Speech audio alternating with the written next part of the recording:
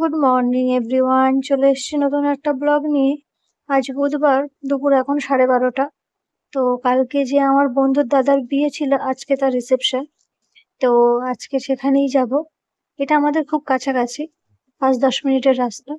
তো সেখানেই যাব বলে ডিসাইড করছি কোন শাড়িটা পরবো। আজকেও প্রচন্ড গরম, সেই জন্য এই আকাশি কালার শাড়িটাই পরবো ভাবছি, কারণ এটা প্রচন্ড পরিমাণে পাতলা আছে, সফট আছে। তো তার সঙ্গে ম্যাচিং করে ব্লাউজ, আর তার সঙ্গে এই ইয়েলো কালারের চুড়িটা বার করেছি, কারণ এই চুড়িটা একটু হাতে হচ্ছে, বাকি চুড়িগুলো হাতে হচ্ছেই না। আর তার সঙ্গে একটা হিজাবও নিয়ে নিচ্ছি। তো ডিসাইড করলাম এই শাড়িটাই পরবো। তো রেডি হয়ে চলে এসেছি রিসেপশনে। তো এখানে গেট দেখতেই পাচ্ছ, বৃষ্টি হয়েছে, রাস্তাটাও প্রচন্ড পরিমাণে ভিজে গিয়েছে। তো এখানে ফাইনালি চলে এসেছি ভিতরে। এখানে স্টলে দিয়েছে, এখানে মিষ্টি পান, নানা রকম পান। আমি তো পান খাই না, সেই জন্য জানি না। এখানে নানা রকম সুন্দর করে সাজানো আছে, যারা খায় তারা বলতে পারবে কি কি পান আছে।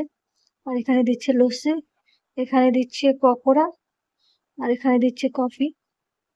প্রচন্ড পরিমাণে ভিড়, আমরা যখনই ঢুকেছি তখনই মেয়ের বাড়ি থেকে লোকজন চলে এসছে। তো এখানে পকোড়া, আর তার সঙ্গে এক সাইডে দিচ্ছে ফিশ ফিঙ্গার।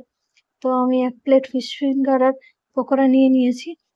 আর এখানে দিচ্ছে মোমো। মোমো দেওয়ার জন্য সমস্ত প্লেটে আগে চাটনিগুলো দিয়ে নিচ্ছে।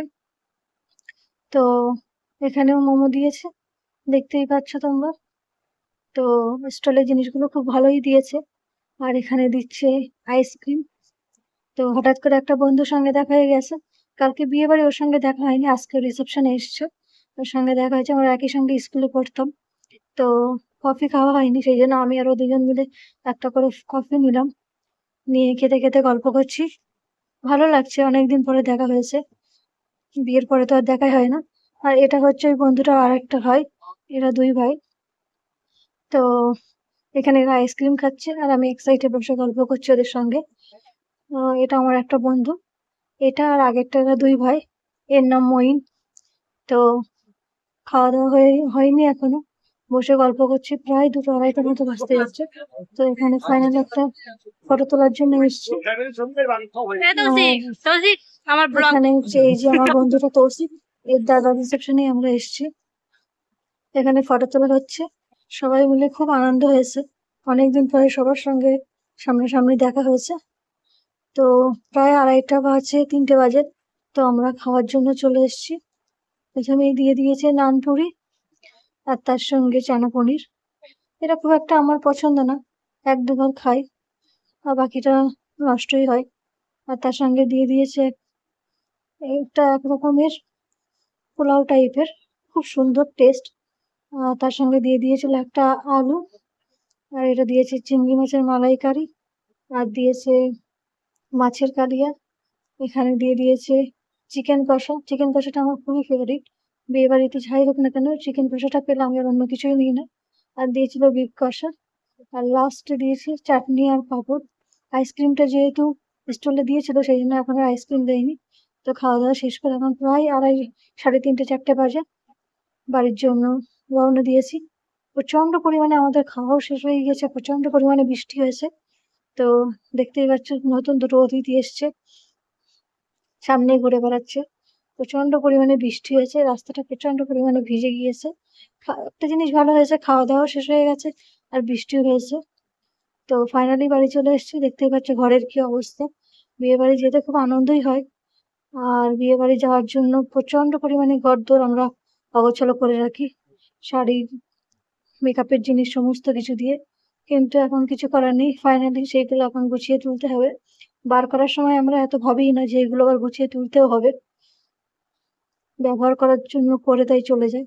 কিন্তু বাড়ি এসে, কষ্ট করে বাড়ি এসে আবার সেগুলো গুছিয়ে তুলতে, এটা আর এক রকম কষ্ট।